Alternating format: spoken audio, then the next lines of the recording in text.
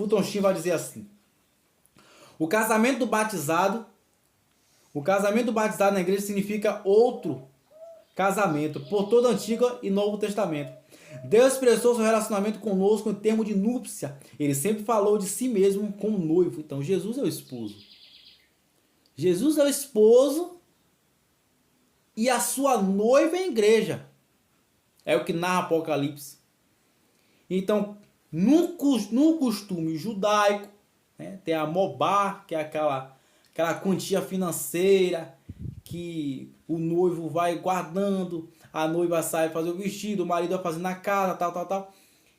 É assim que narra Apocalipse. A segunda vinda gloriosa do Senhor é a vinda do noivo. Quem são as noivas?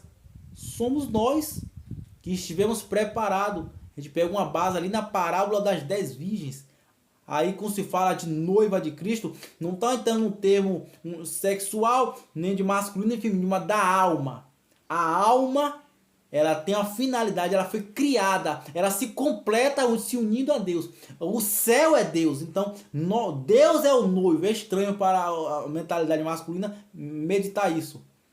Então, Fulton Sheen fala, ele sempre fala de si mesmo como noivo. Cristo é o noivo.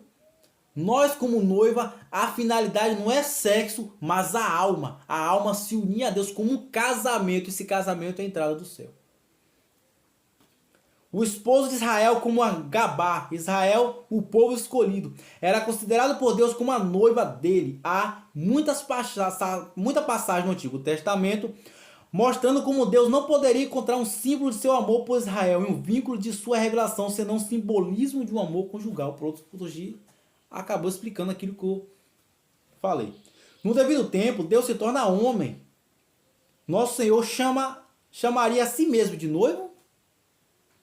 Uma pergunta. Sim, ele o fez de maneira muito natural. Uma das ocasiões foi quando perguntaram por que o discípulo não jejuava com o discípulo João Batista. A resposta de Nosso Senhor foi: você pode esperar que os homens da companhia do noivo jejuem enquanto o noivo ainda está com eles? Mateus capítulo 9, versículo 15.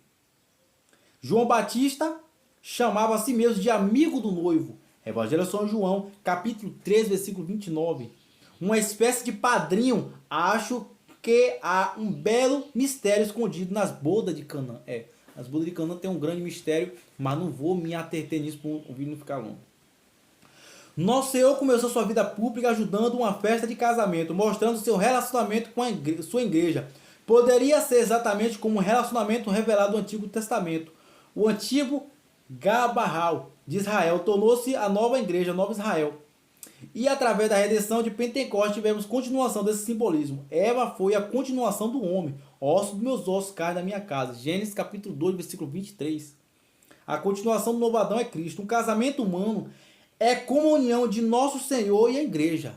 Acabei de falar isso, muito interessante. Quando o noivo e a noiva estão no altar, lemos o cerimonial que diz: você é o noivo e representa Cristo. Você é a noiva e representa a igreja. Então é isso que é o casamento de Cristo e a igreja. O noivo representa Cristo, a noiva, sendo nós, representa a igreja. Cristo é a cabeça do corpo, que é a igreja. Nós se unimos com Cristo. O casamento, a segunda vinda de Jesus é isso. E a questão de estar pronto é isso. A vigilância, os 10 mandamentos, a busca da santidade, a busca do céu, a busca da renúncia. E por fim, e mais importante, amar a Deus. Porque quando vamos amando a Deus, quando vamos abrindo espaço para isso, as renúncias, as lutas, não é um fardo, mas uma graça. Então a finalidade de tudo é amar a Deus. Mas amar a Deus não é só com a boca. Eu te amo, Deus, e mata, e estrupa, e falta a missa domingo, não adora, não reza, não faz caridade. O amor se prova com ato. Amor de palavra sem ato é aquilo que diz Tiago capítulo 2, versículo 26. Assim como o corpo sem alma é morto, a fé sem obra é morta. Tiago capítulo 2, versículo 18. Tu tem fé, eu tenho obra. Mostra tua fé sem a tua obra, que eu te mostro minha fé pelas minhas obras. Então, a fé A fé, ela se mostra pelas obras. Eu não tenho como dizer que eu amo a Deus e eu não vou numa missa. Cadê a obra? Eu não tenho como dizer que eu amo a Deus e não vou no texto. Cadê a obra? Eu não tenho como dizer que eu amo a Deus e não busco uma adoração. Eu não tenho como dizer que eu amo a Deus e não me esforço para perdoar. Não tenho como dizer que eu amo a Deus e não busco entender e viver seus mandamentos. Não tem como. Porque uma coisa está ligada à outra. E aqui está falando do noivo. E isso tudo no sentido do casamento, para entender a grandeza do que é o casamento. O casamento é algo místico. O casamento é algo místico. O casamento é tão importante que Deus quis simbolizar por meio do noivo. Veja no boda de Canaã do Evangelho de São João, no capítulo 2, Jesus na festa de casamento, né? Que na verdade nunca se falou do nome do noivo e do nome da noiva ali, né? Porque aquela festa de casamento é uma festa mística. O noivo é Jesus. A noiva somos nós. O casamento é a união de nosso Senhor Jesus e a igreja. Quando o noivo e a noiva estão no altar, lemos o cerimonial que diz: você, o noivo, representa Cristo e você, noiva, representa a igreja. O casamento torna-se belo quando esta graça misteriosa lhe é conferida. A Escritura nos diz que assim como Cristo é o cabeça da igreja, o homem é o cabeça da mulher. E ele é o cabeça da mulher, exatamente da mesma maneira que Cristo é o cabeça da igreja. Efésios 5:23. O marido deve se sacrificar pela esposa. Ponto. O casamento torna-se belo quando esta graça misteriosa lhe é conferida. O casamento ele se torna belo quando essa graça é conferida. A Escritura nos diz que assim como Cristo é o cabeça da igreja, o homem é o cabeça da mulher. O homem é o cabeça da casa. O homem é o cabeça do lar. O homem que administra, o homem que vai à frente, o homem que vai à luta. Você vê, é apenas uma comparação da ordem inferior da natureza humana à natureza dos animais. O macho, ele é aquele que busca o alimento, aquele que faz a casa, e a fêmea é aquela que fica ali para pôr os ovos e cuidar dos bichinhos. A ordem superior do humano, a mais superior dos anjos, e a superior é a ordem divina de Deus. Enfim, isso aí não é um assunto para agora. E então a gente vê, né? A gente vê que o homem é o cabeça da mulher. O homem é aquele que administra. O homem é aquele que, como diz Fulton Sheen, ele continua: o marido deve se sacrificar pela esposa. Como Cristo morreu para a igreja. Como Cristo morreu para a igreja? Morrendo pela igreja. Esse é o sacrifício do homem. Amar a esposa é isso. Amar a esposa é isso. É cuidar, é tratar, é ser responsável, é se preocupar. Não só com o bem físico, mas com a salvação. E aí, acho que todos já sabem um pouco dessa verdade.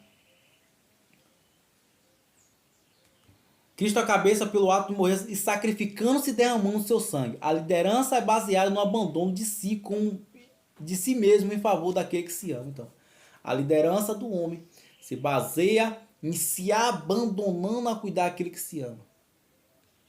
A esposa relaciona-se ao marido da mesma forma que a igreja a nosso Senhor, através do amor, serviço e devoção. Olha só.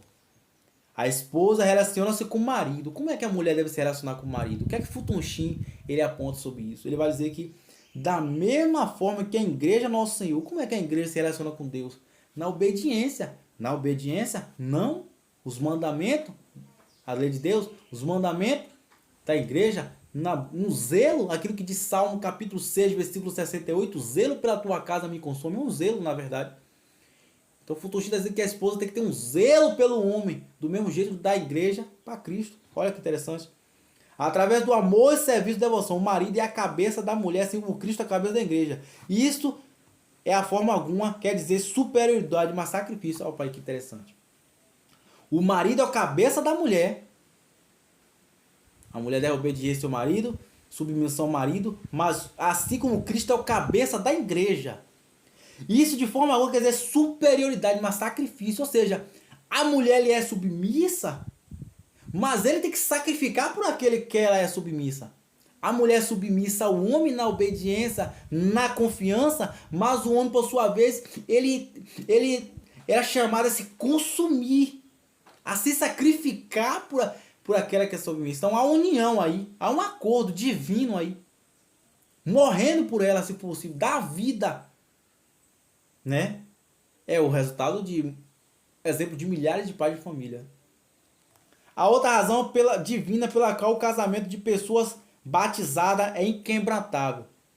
Ele simboliza a união inquebrantável entre nosso Senhor e a igreja. Quando o Filho de Deus veio a esta terra, tornou sobre si a natureza humana que floresceu em seu corpo místico, a igreja. Ela não tomou por 3 anos, mas por toda a eternidade. Ou seja, Evangelho de São João capítulo 1, versículo 14. O verbo se fez carne e habitou entre nós. Cristo desceu da natureza divina e assumiu a natureza humana para salvar a humanidade. Uma vez que Cristo assumiu a natureza humana para a humanidade, ele fala aqui que Cristo se exemplificou.